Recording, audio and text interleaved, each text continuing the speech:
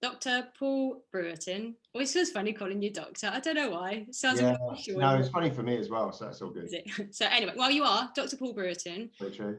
owner, founder, creator of Strengthscope, Yep. which is my go-to profiling tool. Thank you. Personality profiling tool, absolutely go to. And if anyone's listened to these podcasts, any of the other interviews, I do, by the way. So excellent. you know, That's nice to know. Well, if anyone other than Paul's listened to them, they will know the impact that Strengthscope has had on the people I coach and their teams. So it's been a massively powerful tool for me personally and in my coaching practice. So it's always a joy to chat to you because you've brought something so wonderful into my life. So thank you for that. So yeah, owner, founder, creator of Strengthscope. Now you are sort of chair of Strengthscope. Chairman, is it chairman of Strengthscope? Founder and chair. We got rid of the man. We just went for the chair. Nice. Partly because I'm like a piece of furniture, but also because I wasn't comfortable with chairman. You know, and chairperson sounds weird. So you know, chair is good. Founder and chair is my title. I like that. Like nice. You are also founder and strategic director. Is that the right title I've got? Yeah. Of the U Collective, which is, I guess, a leadership consultancy. Is that how you describe it? Yeah. Leadership and culture change consultancy. Yeah, perfect. Okay, lovely. So that's really helpful to kind of know that about you. But also, you're going to hate this, right? Because I looked on the U Collective website, and I know you, in all of your, I was going to say humbleness, but it's otherwise known as humility, won't enjoy me going through this. But I thought it was a really nice summary of all the things that you do and have done, because I think you know, you're more than just those two titles and those two organizations. So you know, you're an executive coach, speaker, culture change specialist. I love this word, I didn't know it existed. Psychometrician, is that right? Is that how you say it? Yeah. In South Africa they say psychometrist, I think, but psychometrician. Yeah, I like it. Psychometrist, lovely. You also host your own podcast, and you're known as the Strengths Guy, quite appropriately. So it must be quite weird being on the other side. It happens, but it's rarer. And it's making me more and more nervous. Brilliant. You stay nervous. No, you're also an author, I think, of a couple of books, actually, strengths-based books, and a blogger, Doctor of Psychology, and Chartered Occupational Psychologist. So welcome, Paul Brewerton. Thank you for joining me on my podcast. Pleasure. It's great. I'm really pleased to be here. And it is a bit awkward for me. You're absolutely right, for all the reasons, due to, you know, I mean, I can't even say due to my excessive humility. Like, how does that make sense? But it does feel a bit odd when I'm used to like asking the questions, and I'm used to having conversations with people and basically putting them in the spotlight, giving them an opportunity to talk about their stuff. And this is an opportunity for me to talk about my stuff. But it's also from a leadership point of view. So that's quite unusual. So if I'm talking about Strengthscope, if I'm talking about psychometrics or whatever, culture, I don't know, you know, like an SME type topic, that's one thing. This is now like me kind of dissecting myself a bit without overthinking it or over dissecting it. No, and absolutely is. And I know that, and that's, as we were chatting just before we hit record, is a bit of a trait of the people who I'm bringing on the podcast, which is very interesting, actually, because the people I'm bringing on the podcast are for the reasons why I set the podcast up in the first place, which is to primarily celebrate, but also to share stories. So if it helps, this is about helping other people as well. So therefore it takes it away from being just about you. No, totally. And that really does help. You know, if there's anything that I can say or bring, or any stories or lessons that I've learned, you know, through the years, and there are many that help anyone else who is found themselves in a similar situation or made in the future, that's amazing, because that's the point of me. You know, so perfect. So focus on that then. So yeah, and I guess just in terms of context for the podcast, so it's called Warts and All Leadership, as you know, and I set it up for the reasons of celebrating, sharing stories of people who do two core things. One is what we call kind of authentic leadership. I don't really like the word authentic, it's a bit of a buzzword now, but for me it's about people rocking up as themselves wholeheartedly, warts and all, this is me. Sounds really easy and obvious to do, but very few people do it, and very few people in leadership positions do it. So I wanted to find the people who do it and bring them along and share their stories. And secondly, it's very much around, again, some buzzwords: human-centered, people-first leadership. So where leaders absolutely treat their people who work with them or for them as human beings first. And how do you do that, and what's the effect of that, and why is that useful and helpful from an organization perspective? And I guess so the reasons why I wanted you to come along, other than all the other brilliant things that I just described about you, is you totally, for me, embody that kind of authentic leader. And I know I was struck by that from the moment that kind of I met you, which I'll put some context around that in a second for people listening. So you definitely embody that.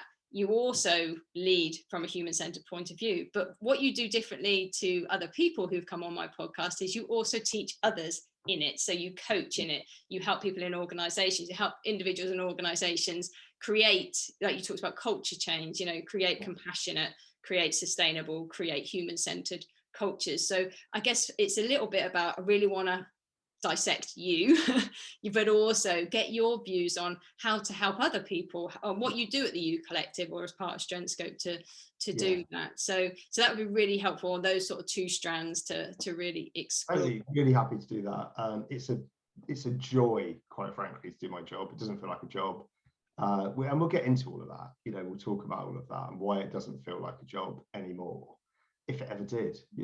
I feel very lucky, blessed. I'm not sure about that word, but you know what I mean, like just fortunate, I guess. Very grateful for sure to have found the career path that I have. But I've also been quite a big part in shaping that career path, and I recognize and own that as well. It's not, it hasn't just happened to me, it's what I've designed. So I do feel very grateful for that, and very happy to share all that stuff as we go. Perfect, brilliant. No, lovely. And then just for final context, and this is probably the most I'm going to talk throughout all of this, but just in terms of context, so you and I was thinking about this, we've known each other 12 or 13 years.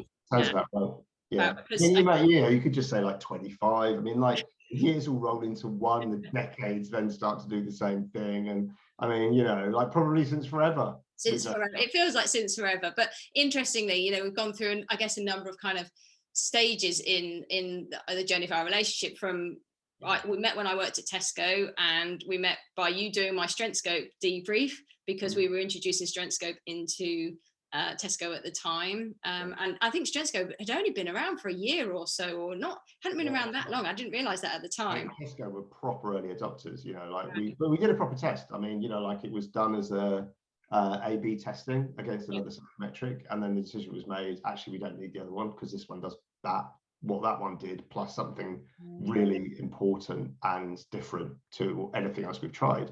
So I think as a result of that experience, Tesco then said, we're going to roll it out, adopt it within the business. And that's then when you would have come into contact with that. Yeah, because I was in the Leadership Academy at the time, and I think we put it into all of our programs.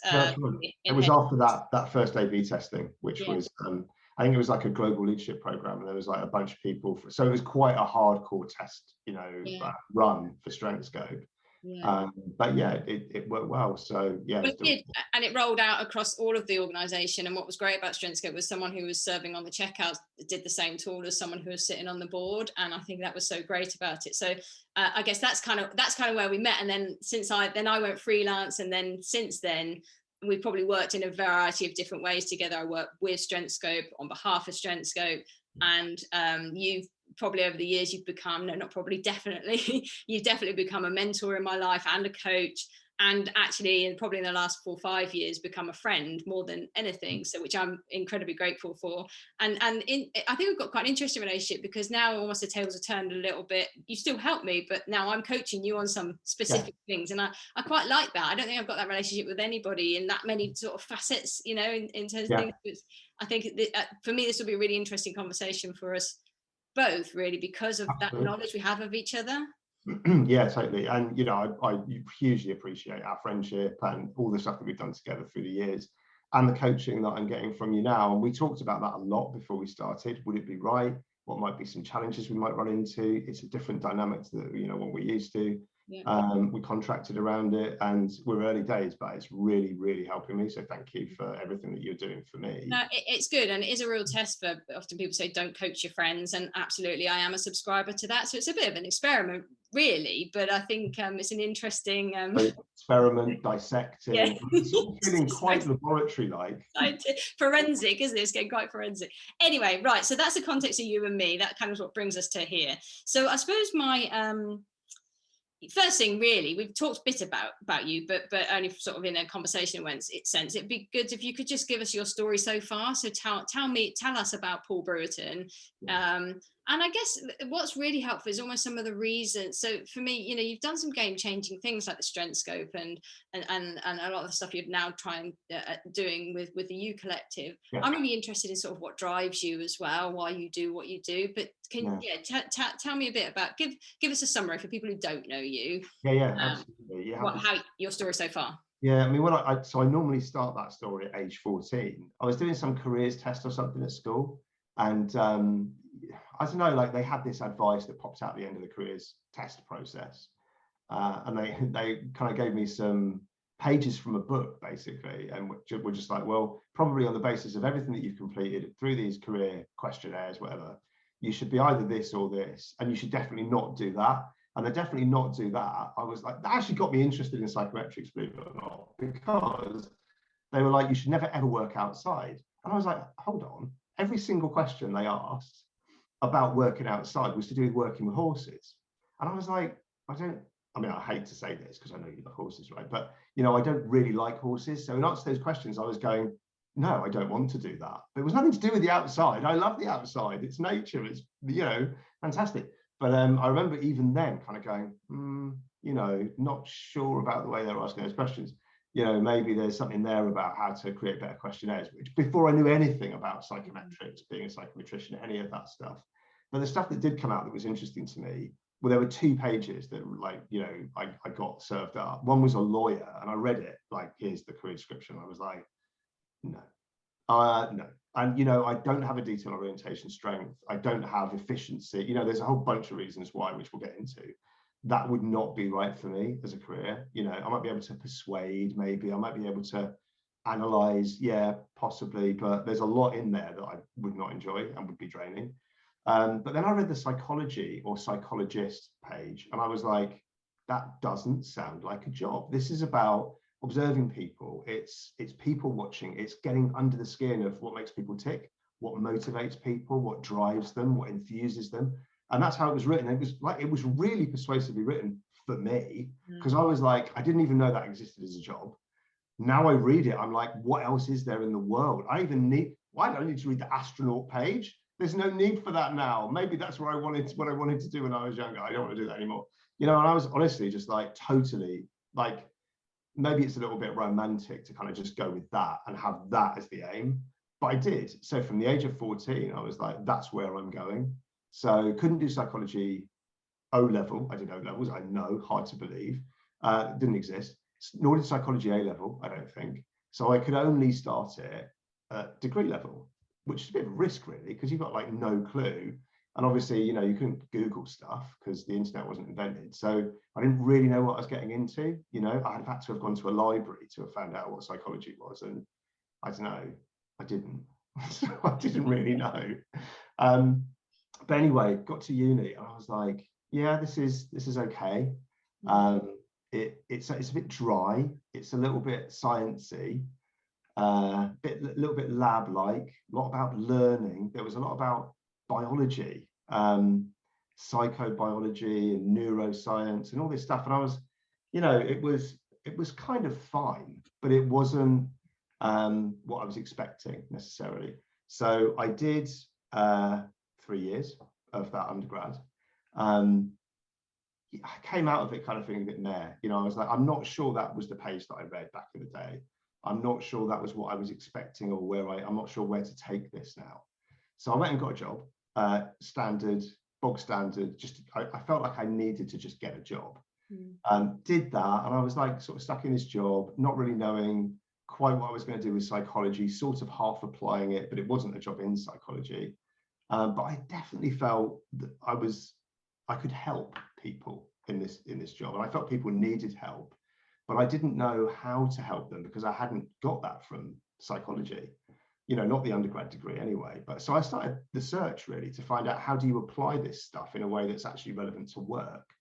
And, you know, people in these kinds of situations, rather than it be to do with observing chicks or rats, which is effectively what the undergrad degree was in part anyway, so reading about it all. So anyway, I found a master's degree in occupational psychology that looked like the right thing to do. And that was the wake up, or the reawakening, because everything about that was a year long, as they are, did it full time. I was working as well, but I was doing something else. And it just lit me up. Everything about it. It was like, right, there's psychology. It's a science of people.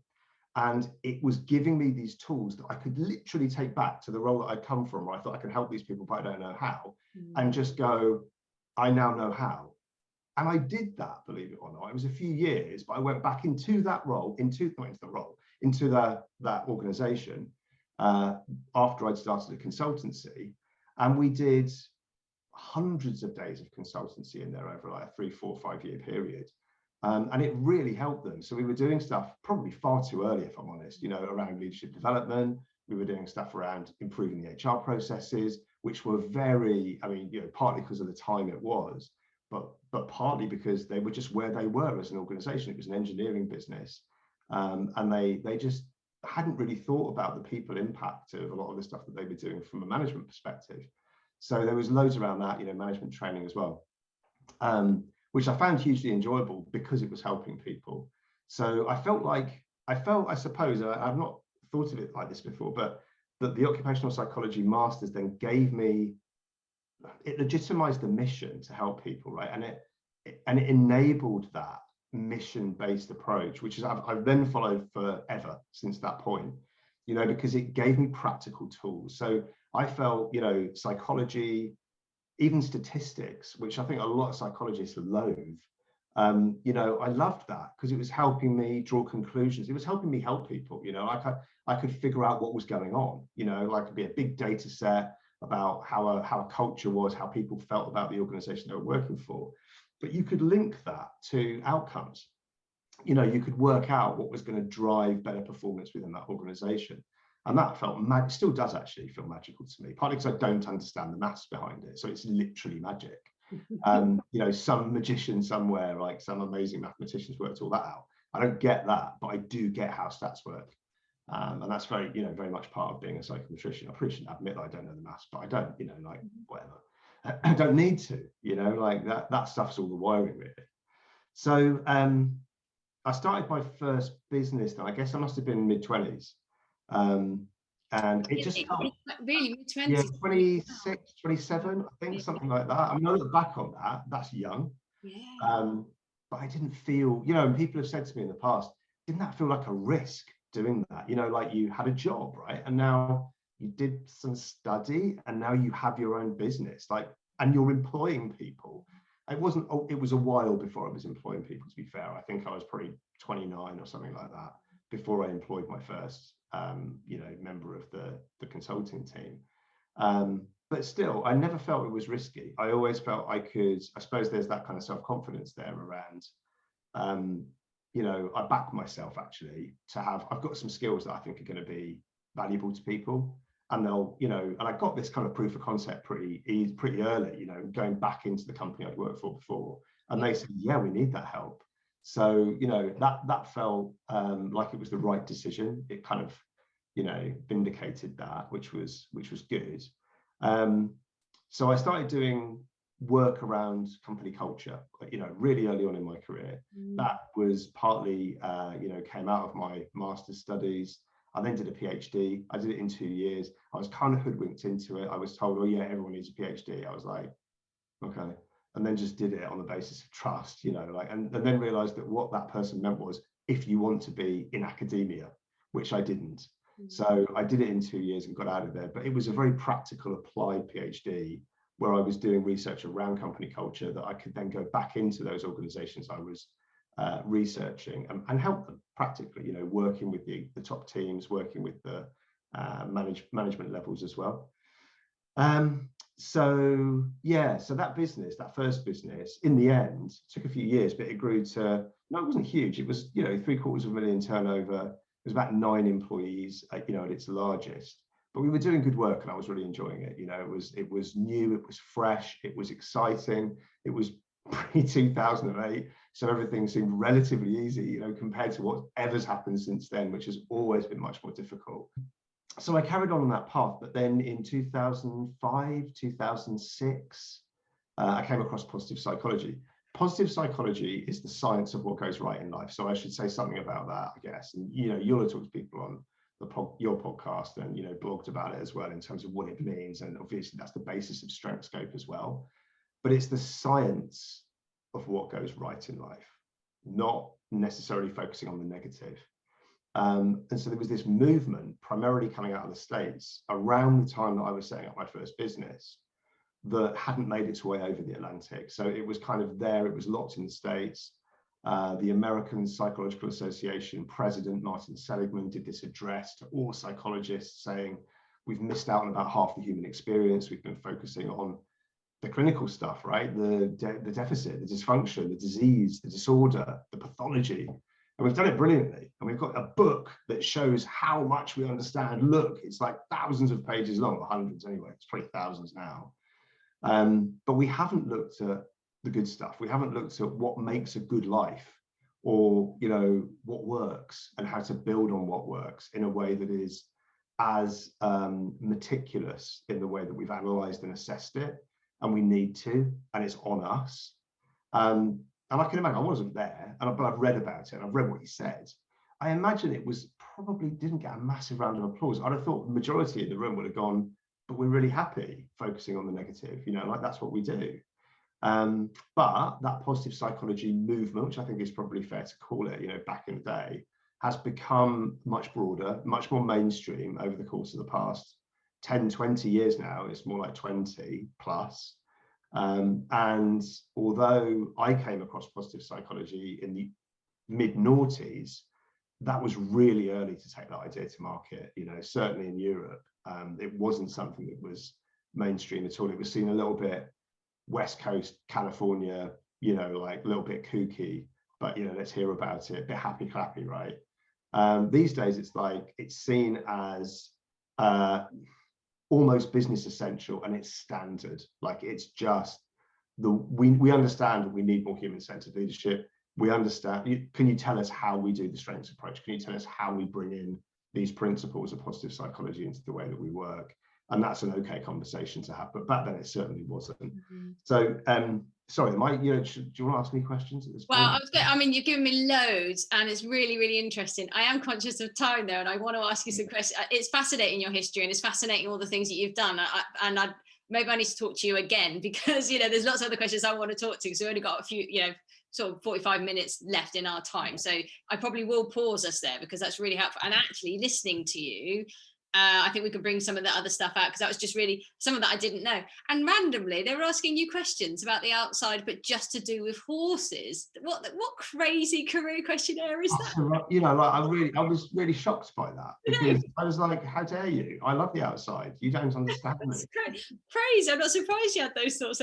There must be a better way. Anyway, that struck me from your earlier conversation. But listening to you, you know, actually, the things that I think stood out in terms of what drives you when you were making your decisions were, I wrote down a few notes as you were talking, you know, understanding people and helping people. So that understanding, you know, people scientist, understanding people, helping people. But again, and I remember thinking this when I first met you, is you almost academically, you got to the highest point in academia, I suppose, and you understand things from a very, you understand the academics, you understand all that, you've got the knowledge, but what is different about you is this practical side, and that was driving you the whole way. That's all well and good, the psychology degree, but the occupational psychology, that's how I now practically apply it. And so those kind of two things seem to be quite prevalent, I think, throughout your life, and I probably still are right now. So it's that combination of understanding but practically applying it, but then also measuring. There's something about measuring the change we're making and understanding. It's a really lovely blending of really making a difference, but being able to measure that difference too and make it practical, which I think is the real challenge in a lot of the work that you and I do, and in this sort of space. But well, I mean, this is it. It's soft, right? It's soft. It's hard to measure this stuff. It doesn't mean that you shouldn't. It means that you definitely should. Yeah. And one of the things I do look back on now in my undergrad psych degree, and I was a bit not dismissive of it, but it wasn't what I was expecting, you know. However, it gives you that natural science approach, you know, like where you can, like you get with biology or you get with physics or chemistry, where if you're writing up an experiment, you write it up in exactly the same way as you would if you were if you're a natural scientist. That sounds good, but you know what I'm talking about. So if you're a chemist or whatever. So you use the exact same methodology. And I think not a lot of people who haven't studied psychology would know that. You know, it feels a bit of a pseudoscience if you're on the outside of it. It's flipping hard work, and it's exactly the same. You follow the same principles. In a way, it's harder because it's harder to prove the results that you're getting. You know, if you're a chemist, you know, you're doing this stuff with these chemicals, or, you know, like you're trying to get these reactions or whatever, and you either do or you don't, you know, and, you know, there's a little bit of art in there, but primarily it's like yes, no answers. I think with social sciences, it's really hard because it's subjective. And so you've got to try and objectify something that is really difficult to do that with. It's possible, but it's quite trial and error. So yeah, I look back on that and I'm like, thank you, psychology, for giving me that science, because now what I know to be true is that although you can never prove absolutely that something works, you know what evidence looks like, and you know what good evidence looks like if you go through absolutely that. And I think, you know, when you look at what you're now doing, so, you know, culture in organizations that's led, you know, by human beings, and how you bring that about. Again, how do you measure human beingness? How do you measure culture? And how do you also show that? And whilst you said, yeah, it's common now that people talk about strengths and positive psychology, and I don't think I think there's still a lot out there where a lot of organizations don't actually. It's much more common now, but people don't. And all the stuff around culture, that's a really tricky thing to measure. And if you're working in commercial organizations, they're like, well, you know, we do care about people, but, you know, our reason for being is to make a profit. And so you're in a really great position to talk about how you can measure the almost unmeasurable, if that's a word, and show how it relates to making a profit. And I know you've always been quite focused around that, and around some of the stuff that we did it when I was kind of doing some stuff with you at Strengthscope. So you know, I can totally see how that would help. So, you know, it's really interesting you talk about that, because it goes on that you never find the answer, right? Every client is different, every situation is different, and we've got that as an ongoing conversation right now in Strengthscope, where we're puzzling out how we do that. You know, with the large kind of projects that we're doing that with global organizations now, you know, how can we do that in a way that gives proof of concept that is going to be credible as well? You know, that isn't going to be just looked at by the exco and then say, you're making some crazy assumptions here. You know, I don't believe that you are driving that profit number, etc. So you have to be kind of uber conservative in the way that you're doing these calculations. So the work is never done. It always goes on. There's always more to learn, and there's never an answer, or there's just more evidence, right? I like that. It's really interesting. There's never one right answer, and it's almost kind of taking each situation by situation, because anecdotally we know that helping someone work on their strengths, helping a leader be more strengths focused in how they lead and more themselves, being more themselves, we know that brings out the best in people, makes them better. But then does that really impact organizational effectiveness? We anecdotally believe it is and does, and there probably is a little bit of science, but there's not a lot, right? There's not. But it's so important. We know anecdotally it's so important. Absolutely. You know, like there's a guy I was coaching recently, and he's an investment banker, and, you know, he's in trading, right? So he's in this like really senior global role, and he overperformed on budget by like 60%. And that means, you know, he made 2 billion, you know, like we're talking a lot of money for the bank to make 2 billion himself. But, you know, we asked him at the end, I say this was a questionnaire that we asked, you know, what's the impact been of the coaching? And, you know, what percentage improvement do you think you've seen in your own performance as a result of the coaching? And he said 50%, you know, so does that mean that de facto the coaching then led to his overperformance by the level that he did against budget? Kind of, it's not as clear cut as that.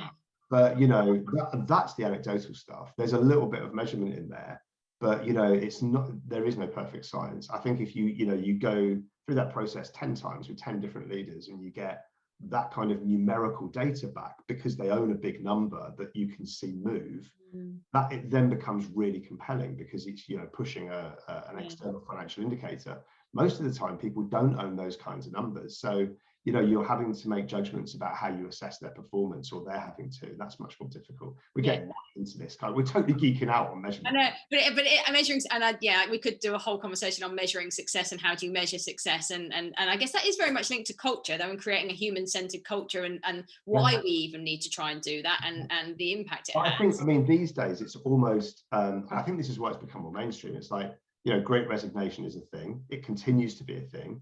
People leave because they're not enjoying, you know, a lot of the time, the organization they're working within. They don't feel engaged, they don't feel valued, they don't feel listened to, they perhaps don't have a great relationship with their manager, and so they leave. You know, and that, you could fix a lot of that. It goes right back for me to that first job I ever had, where there were really demotivated people who weren't having anyone to, there was no one to talk to about any of this stuff. They were just frustrated. So, you know, they had no outlet, they had no way of helping each other or helping themselves. And I felt like it was my role to come in and like bring the models and the, you know, the practical stuff that I'd learned, and say, hey, there's some stuff that could really help you here. And, you know, that made a difference. It made a measurable difference in those organizations, or in that organization, and, you know, others. So, you know, I think we can, it's almost though now, I think that there's this kind of working assumption that that stuff's important, because otherwise people leave.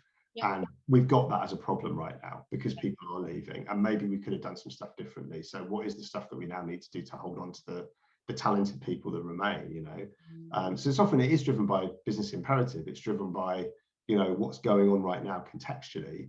And in a year's time, 2 years' time, it won't be the great resignation. There's going to be a whole bunch of other things that, you know, there'll be stuff, I'm sure, around productivity. You know, there'll be burnout will be a big deal again. You know, there'll be other business indicators that are kind of hot, and you just need to know how to measure them. You know, like measure the what can nudge the needle in the right direction, right? Yeah, it's a really nice, we are geeking out because we've both got critical thinking, strategic mindedness, strengths. Oh, good. Yes, we do. That's what's happening. Yeah, because I noticed where I was going. I was going, yeah, because obviously what you need to do, it was really fascinating what you were saying. You have to measure.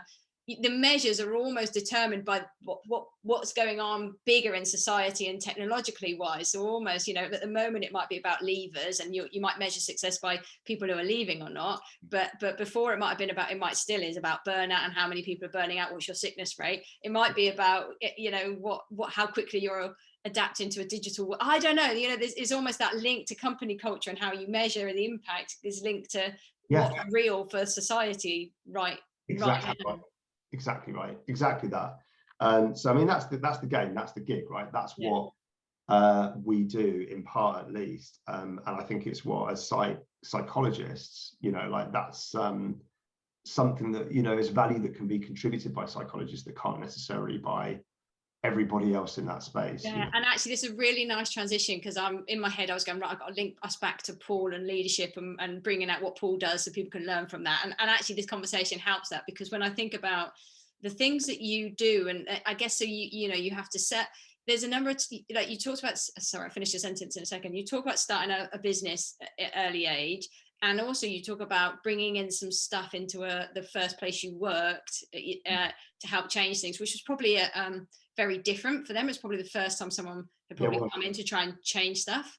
And then when we talk about positive psychology and Strengthscope, and that's bringing something across from America that was new, very new, and so selling that idea in. And now actually I think what you're doing with the U Collective is taking that an even step further forward. And again, I think it's something new, and not necessarily, not new, but not necessarily done really well. And that's why you set up the U Collective, because there's an opportunity and a gap there to fill that space, right? So in all of this for me,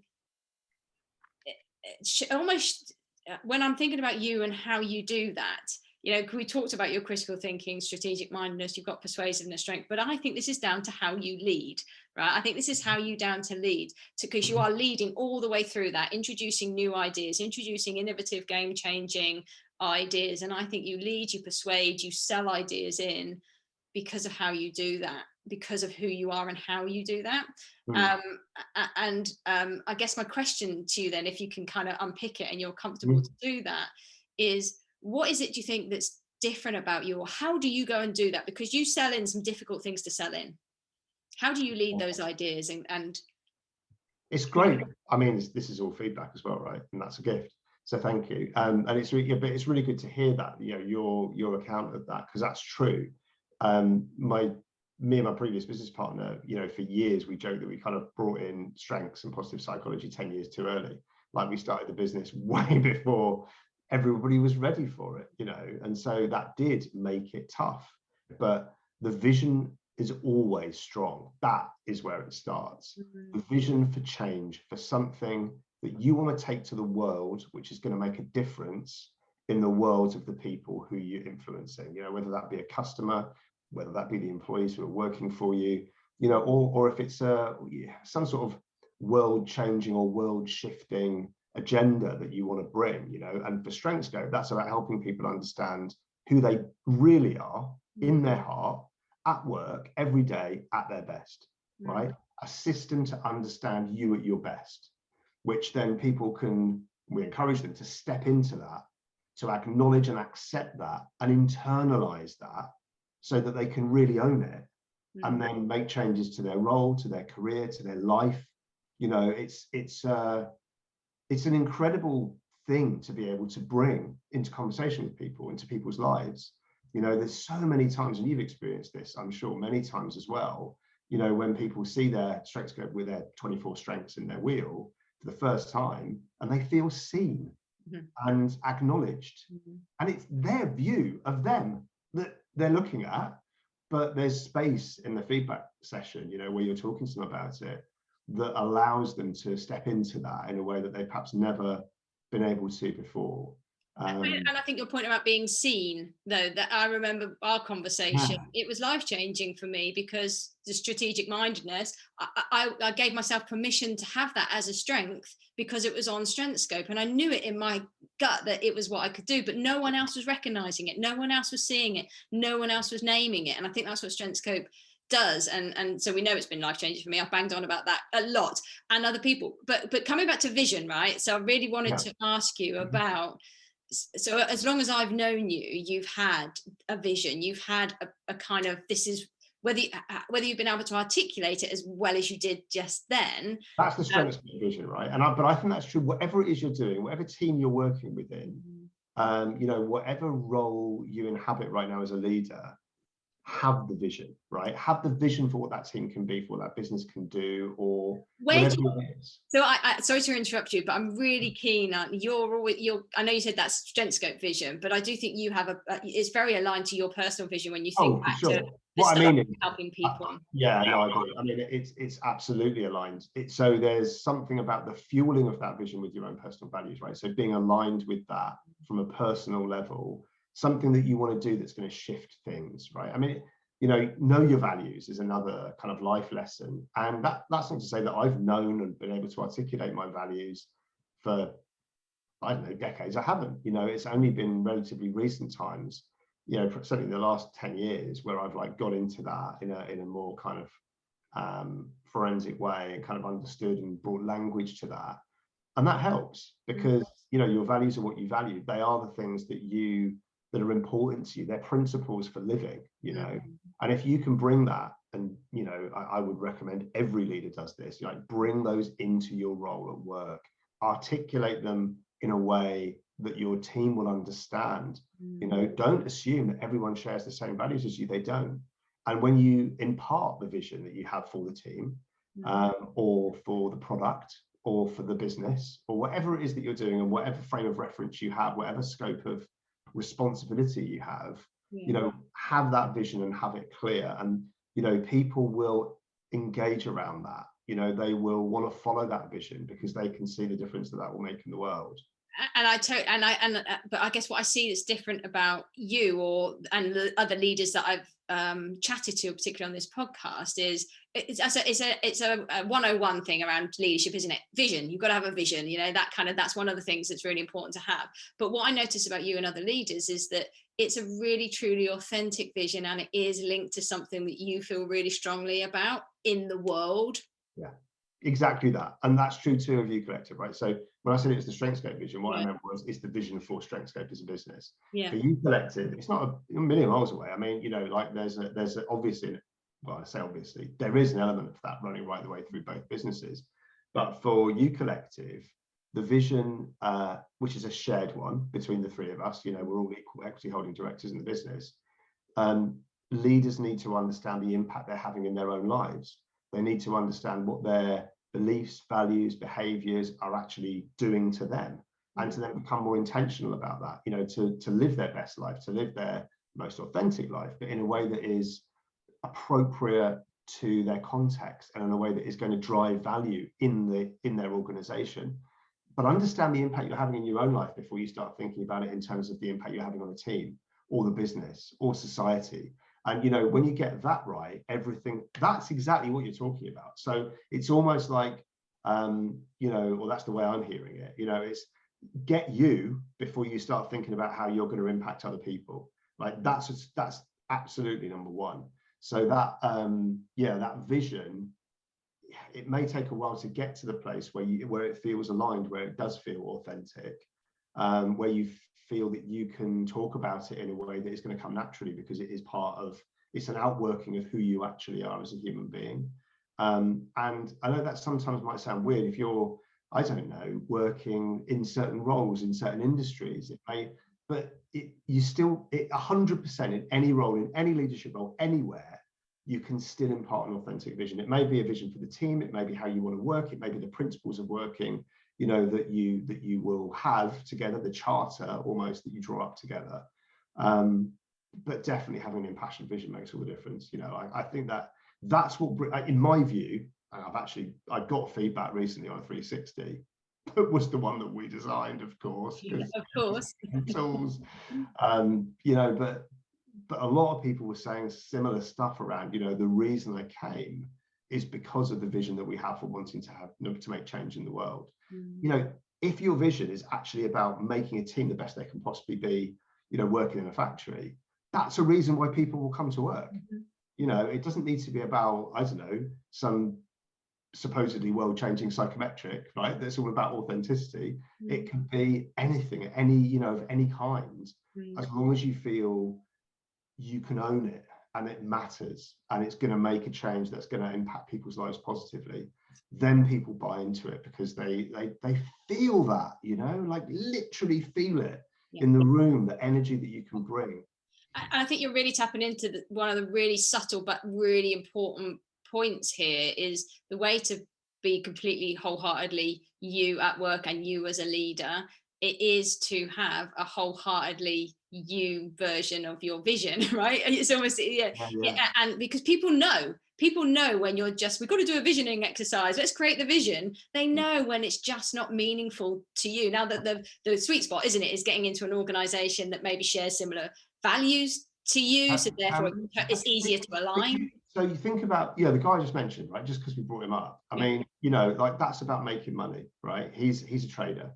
That's what he's doing. Now that may not be everybody's, deeply held value set, but he's got a set of principles that he lives by and he works to, and that's the vision he's imparted to his team. And I've worked with other people who are in those kinds of roles, and for them it's about winning, and the passion that comes from someone when you find it, when they find the thing that makes them different, where they can describe, that's the team I want. It's a team where people come because they want to win. And you see their eyes light up, and it's like, that's going to attract people that want to win. It's not going to attract people who don't. They're not necessarily going to thrive in that environment because it's not a shared thing. But but even then, it will carry an awful lot because you believe that person believes in what they're doing. and you'll want to follow that energy, you know. That's a really strong selling point for investing in yourself and really truly understanding yourself first and foremost. Because actually, I think that I was just thinking as you were talking, that one of the reasons why you were able to do so many things, you know, pretty young, mid-20s, starting your own business and starting your own business to help people. You could have a whole kind of, who am I? I'm not experienced to help these people. Who am I? I'm only 25 to go in and, you know, help these people. Who am I to do this? But actually, who are you to do that? Yes, okay, maybe you haven't been in business hundreds of years, and yes, okay, you haven't got this, and you didn't focus on that. What you focused on was what you believed in, and you got skilled to be able to do it, and you could see an opportunity. And I think almost from those early days of filling out that careers thing, which we're asking you about random things like horses, you tapped into, there's almost a self-awareness of actually this feels important. And I'm sure probably upbringing and all the other things, other life experiences, this is what's important to me, and this is what I want to do, and this is what potentially I could do. And that feels like, you know, you're quite fortunate that happened quite early.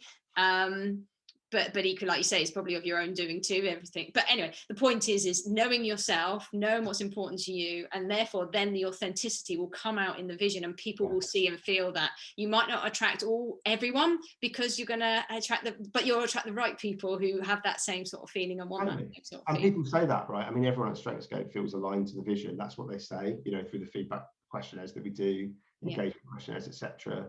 I don't think there's anyone who doesn't feel aligned to what we do, you know, in the world, because they can see that it's making a difference. And, you know, if it is changing lives, and you've talked about it changing yours, and there's a lot of people who say that, you know, even if it isn't changing lives, it's nudging them in a positive direction, you know, and that feels like a worthy pursuit, you know, to us.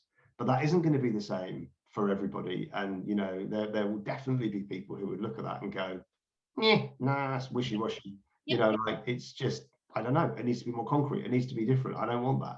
That's fine, that's good, you know, like, we're all different, we all have our own passions. But anyway, that's only number one principle, I would say. Yeah, totally. And I was going to say it, so I was going to dig a little bit deeper then into that, and so answer this in whichever way feels most comfortable. So again, thinking about the things that you've implemented early on, you know, you've led ideas, you've brought teams along to kind of lead those ideas, having an authentic vision that's meaningful to you is one of the things. What are the other things that would, this is a real badly loaded question, but that you might feel uncomfortable around, but you know, that make you different, that the way you lead, right? And even in terms of what feedback you've had, that, because I do think there is more than just that's enabled you to do the things you've done. I agree with that. And as I was thinking about, you know, today and talking to you about this and thinking about the scalpel coming out at some point, you know, I'm sat on the lab table, you know, I was like, well, I'll do it myself first, you know.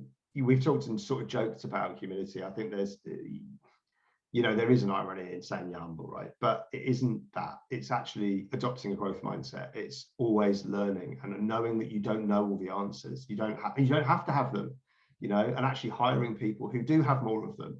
You know, because you have that view of you that is, there's other people out there who are going to know more than you, and that's great. You know, like, maybe create an environment for them where they can thrive, and as long as they align with the vision, and, you know, you can create an environment for them where they're going to feel safe and valued and seen and understood, then they'll stay and they will thrive and they will bring incredible benefit in a way that potentially they didn't even realize they could, you know. And that's another, for me, I think, seeing the potential in individual human beings, right? That's what Strengthscope does. You know, it's like, here's your wheel, there's the potential of you at your best when you've translated these strengths into whatever role, career, whatever it is, whatever context you want to move into.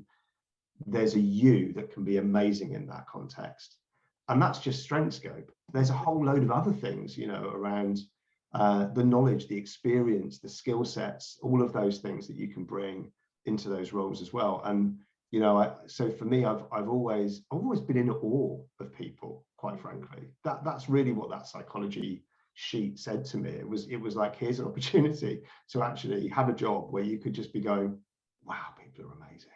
Forever. And that's genuinely true about you as well. You know, from my experience of you, I'm always quite wowed by that about you, that you're just so in awe, you genuinely are in awe of difference in the world, of everybody, of every shape, type, form of everything to do with people. There is a genuine interest and excitement by people, isn't there, for you? Exactly that. Yeah, exactly that. So, I mean, that's very personal, right? So I wouldn't necessarily expect every leader to feel the same way, but you know, I think the parts that are translatable really are around, you know, staying with that idea that you don't know everything, that you don't need to know everything, and that you'll never know everything, and that's fine. And on that, that's a very confident thing to say. And I've heard a number of leaders again on this podcast say that too, that one of the qualities is that, you know, employ experts. You don't have to know everything, learn from people, it's fine. But you and I both know, when we coach numbers of people,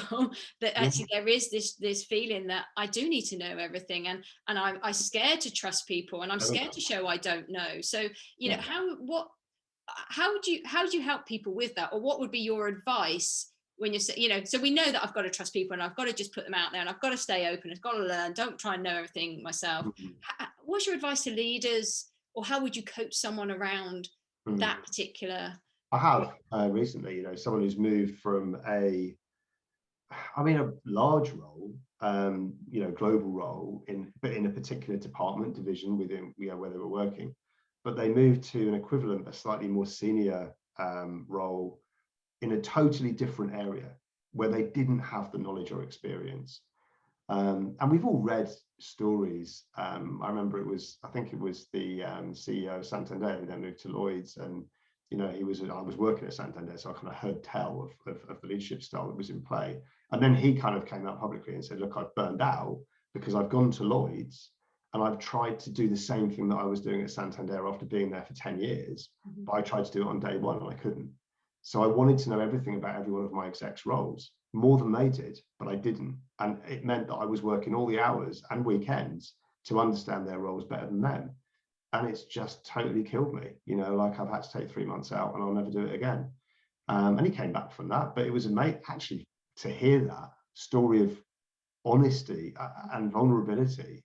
I found like really refreshing and really important. Very courageous, because you're talking to the markets there. You know, do you want this guy back? You know, like, he's just said that he's fallen over because he doesn't quite know how to deal with the move from one role to another. So, you know, I think that's actually a story that I tell quite often. If people don't know it and they are moving into a larger role where they don't have that knowledge, beware. Don't think that you can just do what you used to do in the same exact way from day one. You won't be able to. If you still have that, you're going to have a sense of imposter syndrome. You're an imposter. It's a new role. You know, like, that's okay. You are like, for a while at least, you aren't necessarily going to be the perfect leader in that situation. You can't be, because you won't have even the working knowledge of how the politics work or how the stakeholders fit together or any of that stuff. You're going to be working really hard to kind of just figure it all out. But yeah, I was working with one guy and we talked about, okay, now your role and your knowledge and experience needs to be around managing managers of managers, you know, like, whatever the term is. But you know, you're so far removed from the knowledge that you used to own over here in the previous role that you don't need to do that stuff anymore. You can let it go. Actually, you can focus on the politics, the stakeholders, making space for your team to do their best work, right, by just doing that stuff at the upper echelons of management. You know, partly he kind of bought that, but he's a bit like, yeah, I'm not sure about politics, not my favorite thing. I don't know if I want to do that, but I know I have to, so I'll do that. But it isn't enough, you know, and he came to that conclusion after a while. So actually what he did, which I thought was really cool, he said, right, Friday afternoons, I'm going to take time every Friday afternoon to meet a different member of my new team, probably my N-2, N-3, and they're going to upskill and acknowledge me on their product area. You know, because I just don't have that knowledge and it's very difficult for me to acquire it. So I'm just going to sit down with them and just ask them questions and just get information from them. But he did it bit by bit, bite by bite, over months and months and months and months. And he knows it's never going to end because there's so many different products that he could know about. But that's what he chose to do. I'm not saying that's going to be right for everybody, but I kind of like the fact it was a compromise. You know, it was like, okay, I recognize I'm not going to wholly move away from my compulsion to know and to be in the detail. So let me know enough to make me feel okay about my level of expertise. Otherwise, I'm going to continue to feel like I just don't belong, or I can't be respected in this role because I just don't come from this background. You know, that was the compromise that he made. And I think with every conversation, he just grew in confidence. You know, it was like, okay, I knew, you know, we kept saying, you know, you're going to know more now than you did last week. And then in a month, you're going to know more than you did, you know, like, so know that, be confident in that. And you're going to recalibrate because you'll realize what you don't know as well as you go forward. But know that you do know more, and that you're going to be increasingly credible, respected, just because of time in seat as much as anything else. So I don't think there's an easy answer to that. You know, I don't think there's a, well, just do that and you'll be cool. You know, I think it's different for everybody, but that's individual. But I mean, some of the themes that came out of that was sort of know the risks of what happens if you try to do that, i.e. your CEO from Santander to Lloyd's and the burnout and what happens to you, and then you're no good to anybody. So know the risks of that. But also there was that acceptance that, well, you are in a new job, so that's a massively stupid expectation of yourself to know everything within an instant. You know, come on, you know, what are you doing to yourself? You know, that's almost acceptance. There's a bit of letting go. And then the other thing you said at the end, there was that kind of chunking things down, knowing yourself and knowing what's important to you, but making some compromises. Because what you made me think about was it's almost where you focus. And if actually your natural focus is on people, it's probably going to be an easier shift for you just to focus on the people.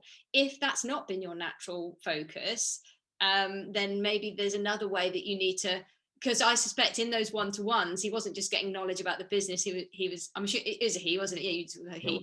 He was getting knowledge about the people as well, because I'm sure he was getting that sense too. And then they were buying into him more. So it's almost the investment of the people, but breaking it down. He wouldn't have seen that, by the way, but that's definitely a side benefit for sure. You know, that he's actually building his team, because I mean, God, you know, you've just gone to your whatever, you know, like boss's boss, you know, for an afternoon, and you've walked in there absolutely cacking it, going, what are they going to ask me? You know, am I going to get fired? And actually, they just wanted to know more about what you know. And like, you know, how you're just going to feel so respected and acknowledged from that. He wouldn't have known that was the effect it had, you know, because that's not what he was doing it for. But actually, you're absolutely right. And I think, you know, he's a good example of a very task-focused, knowledge-based leader who kind of, you know, associates their success with the knowledge that they've acquired over a long time. But actually, you're right. If you're more of a people-focused, human-centered leader, that arguably is more straightforward to translate to a larger and larger. And I think just in this conversation, do you know, I'll clock the time, there's like 10 minutes left of our scheduled time. So but in that conversation, I think a real trait of yours comes out, and I think this is again another thing that helps you do what you do so effectively, is that we know that you've got many people relational strengths, right? So a lot of the relational stuff will come quite naturally to you, and it is naturally where you go, and it is quite natural for you. You've also got a self-confidence strength, so for you there's an element of being, well, you get joy from people, you're confident in yourself, and so it's a real happy medium of course I want to employ experts, and of course I don't need to know everything because I back myself, I've got self-confidence, and I love knowing all these different people, all this different stuff. So you kind of sit quite nicely there. But I also think that there's a quality in you in terms of how you coach that person who's very different to you, then very task-based, very knowledge-based. You know, you could have very much gone, well, you know, you tell them all the things that you do, right? But you didn't. You almost allowed them to come to their own conclusions, which is obviously the greatness of coaching, blah, blah, blah. But it brings me to a point that I think maybe was running through that in terms of one of your qualities is, and I wrote these down beforehand because I think these are two core things that are huge in you, and I don't think I've seen any, I don't think I know any other human being on the planet that has these two kind of qualities, 2 or 3 qualities. Bigging it up. I know, but you know, I've written down non-judgmental, curious, and open.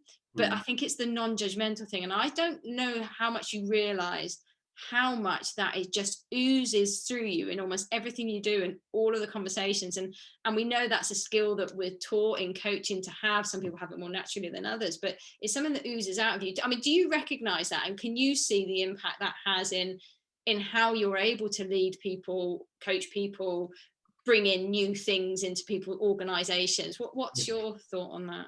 It's a value, you know, and I've, as I said, you know, I found language around my values. That's one of them. I recently did a personal development course and came to a realization that actually one of the reasons why I have that as a value is because I felt, and God love them forever, my parents were actually quite judgmental. And I was on the receiving end of that, and I saw other people were. And I'm not, this wasn't terribly damaging stuff, except everything is when you're a kid, because you take it all so literally, and then that becomes your life, and it's what you think about yourself. So, that was therefore a principle that I wanted to take into adult life, that I wasn't going to do that I didn't think that was okay, that actually I want to meet people where they're at. And I want to see what they can do and, who they can be, just who they are. Forget about potential, just who are you? And whatever it is and whoever you are and wherever you're at right now, that's enough, and it's amazing. So I genuinely have adopted that in my life. I realized actually on this personal development course that I definitely have the potential to be quite judgmental. I'll own that. So sometimes I'll just be like, oh, I can't believe they think that. That's just like really out of order.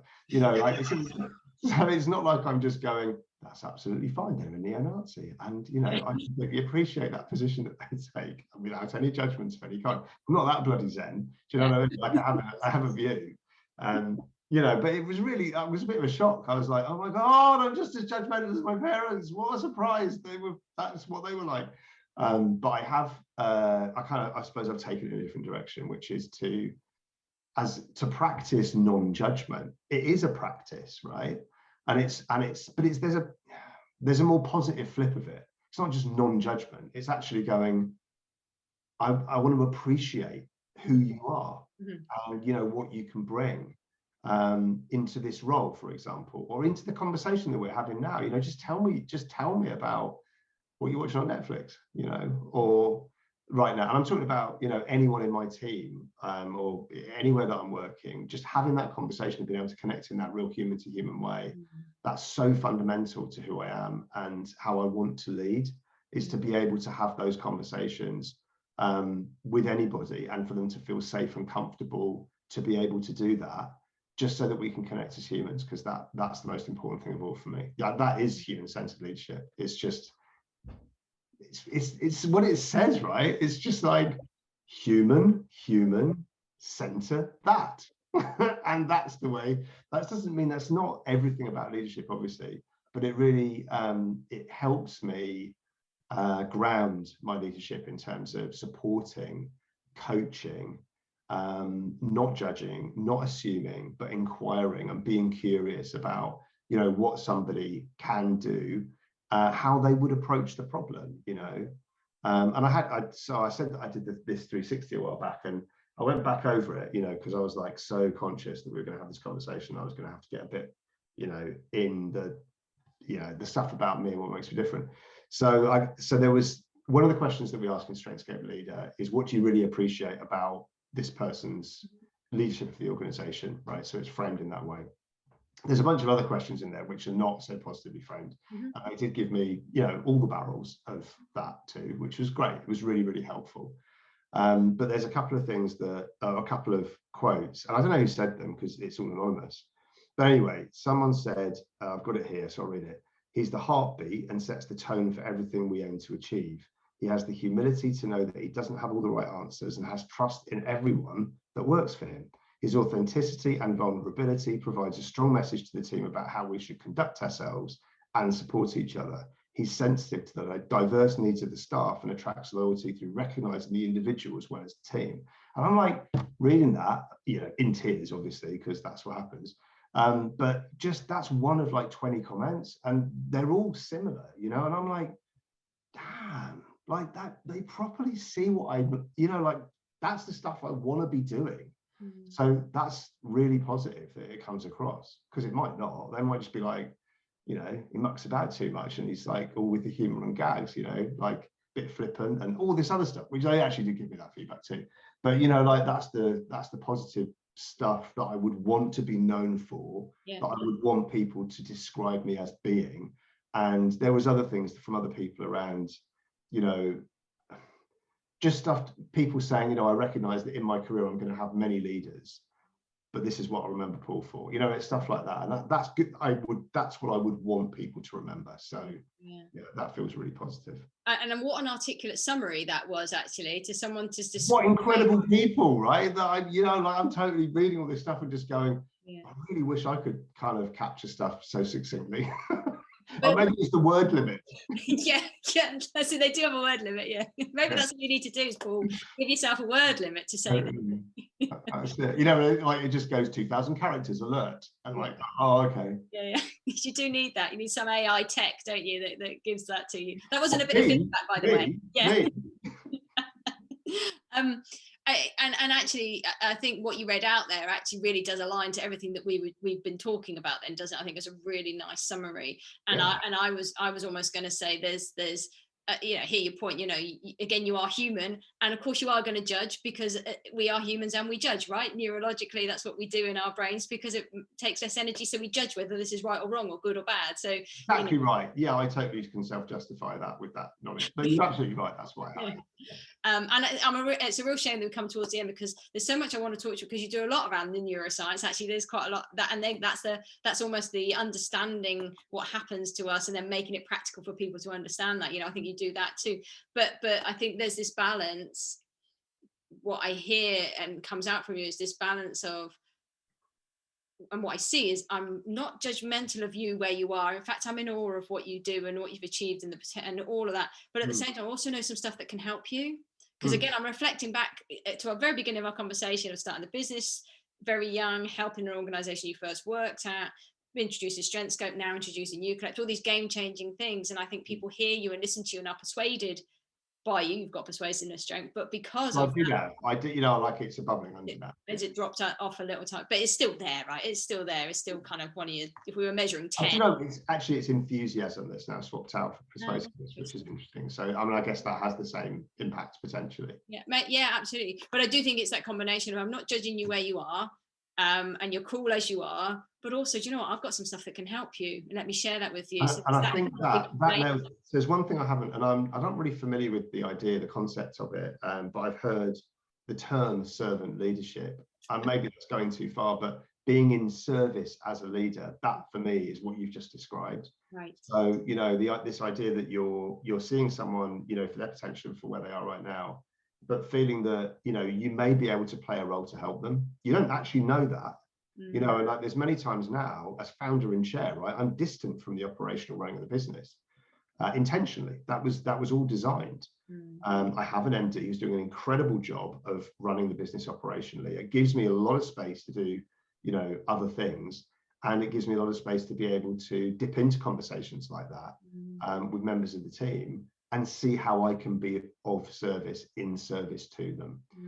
And for me, that is part and parcel of really effective leadership. How can I help you? What can I do for you in my team? And that might mean it could be a resources conversation, that we could go there. They could be like, well, actually the structure of it as right now isn't working as a role. This is why I need X, Y, and Z. But it could also be, do you know what? I'd really value a conversation with you for half an hour about this thing, or the history of the business, or whatever. Sure, that sounds amazing. I'd love to have that conversation with you. And just be prepared to go there, to be in service. So I think that's the other principle that I wanted to bring out. So thank you for doing that for me. No, that's good. And I was just, I'm glad, because I was toying in my head going, right, 2 minutes, Steph, 2 minutes. Efficiency strength is going, right, we've got to finish on time, bang on time. And I think, well, that feels like a really nice place to finish. But there's also a little bubbling under question that wants to eke out of me. So have you got time for me to ask you one final question, and I'll give you a word count on it? Well, I don't have an efficiency strength, so yeah, I'm got all the time in the world. Well, no, and it is almost like how do we just round this all off? And what I was thinking about that was obviously the UCollective. We've name dropped that a few times, but we haven't fully talked about what it does and how it operates. And I don't necessarily need to get into the detail, but I wondered if I could combine talking about the UCollective, but also combining that with, in the UCollective, when you go in to help cultures change to be more human-centered, what would be your top tips? So if an organization wants to be more human-centered, I don't know if that puts you on the spot. No, it's perfect. It's fine. That's a good question, right? Thinking to the future, thinking from an organizational level. If someone's going, yeah, this sounds really cool, and I get it from an individual level, but from a culture, from an organization, what are your top tips to create a human-centered culture?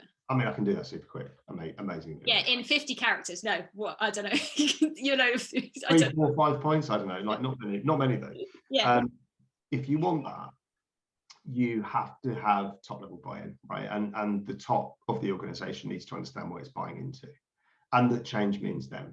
And they're going to need to role model those behaviors, their new ways of working, the culture that you're looking to achieve. That means pain, and that means facing into and leaning into discomfort, getting out of the comfort zone, facing into change, and the pain that comes with that. There is no question about it. It's going to be uncomfortable for everybody to go through that process. If it is too comfortable, it isn't change, and it isn't going to make a difference in your organization, right? So that's where the top team are integral to the success of this, but they're not the only answer, the only factor. HR processes, people processes need to be aligned to where you want to take the culture. Quite frankly, you need to know what kind of culture you want, right? So actually there needs to be some work around that, and I would recommend co-creation of that. So it's not a top-down exercise, it's actually done in some way, somehow, with members of the organization, who can represent and bring what they believe the future of the organization should look like to achieve the strategy in a way which is going to create a thriving human-centered culture, if that's what you're looking to achieve. Ultimately, to drive the business strategy, and you need to upskill middle managers to be able to carry those messages through, and to really deliver the people process changes that you need in order to embed the cultural changes you're looking for. So there's a few things there to get your teeth into, but if you do all of those things, you're going to be not far away. I mean, actually, if you look back on my back catalogue of the podcast, the Strengthscope podcast, there's some stuff around how to change culture. There's a couple of them which you've just searched on it. If you go to the Strengthscope website, there is a resources page, and if you search on culture, you can probably find it. There's a lot more detail in there, but that would be my sort of top tips for how to change culture, the stuff to not forget, But I banged on about the top team for a reason. That's often where it falls down, because the top team aren't on the journey fully. They've delegated change. You can't. You have to be part of it. And the biggest point in there that I love that a lot of people are afraid to mention is that discomfort. It's going to hurt. Yeah, it is. I mean, that's what happens neurologically. Change is picked up in the same part of the brain as pain. The end. Know that. It's okay. Oh, I know. And now I've got a follow-up question, and it will be my last question. So again, coming back to you as a leader, I promise. So we did big picture culture. You as a leader, then, if you're saying it's so imperative, top team are in this, bought into it, and they recognize it's going to be painful, uncomfortable, when they've got to face into it. Most of us don't want to do that. So as a leader, how would you help that top team, someone in that top team, say, Paul, I don't want to do this if this is going to hurt. How do I cope with discomfort? Great question. I mean, there are going to be some people who don't want to be on the bus at all. They don't want to be part of the change. And I think any organization embarking on a change program needs to recognize that some people may leave, and that's okay. And that's an inevitability, actually, if you want to significantly change the culture of an organization. There's going to be some people who are just not comfortable with where it's going. And actually, that's been simmering for them for a while, and it's just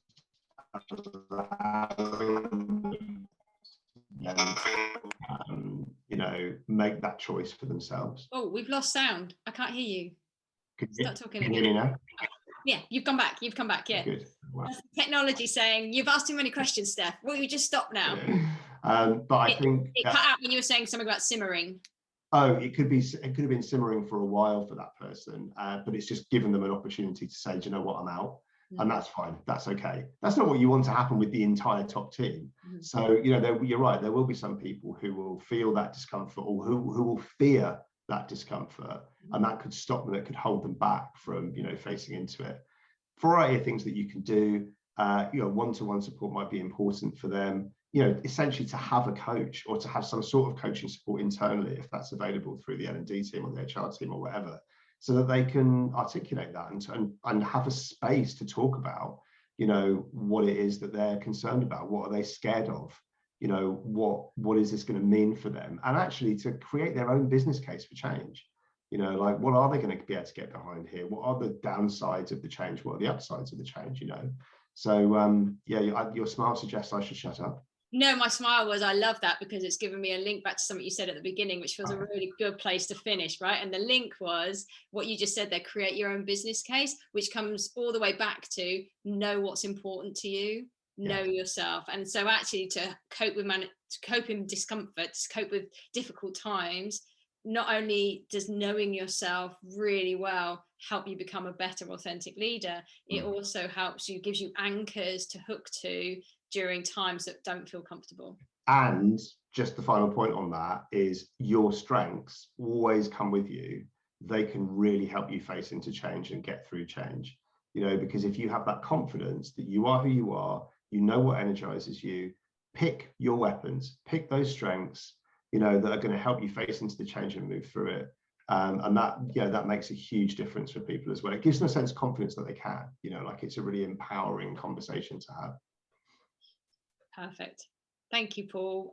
Really brilliant conversation. I really appreciate. God, as we know, we could go and talk for ages and ages. What we do though, like, it's fine. We do. That's what we do. There's so many topics we could have explored and picked at. So I hope I've taken us down roads that have been helpful for people, and I hope that's been an enjoyable conversation for you, because it's been brilliant for me. Yeah, I hope it has helped. You know, if it's just got someone thinking a little bit differently, perhaps, about, you know, the way that they're approaching the leadership role. But it certainly made me feel, I mean, I've got stuff to reflect on myself from that conversation. So thank you. I really appreciate the questions and the space to talk about me and leadership, which was much easier to do. No, brilliant. Well, thanks, Paul. I'm going to stop recording now.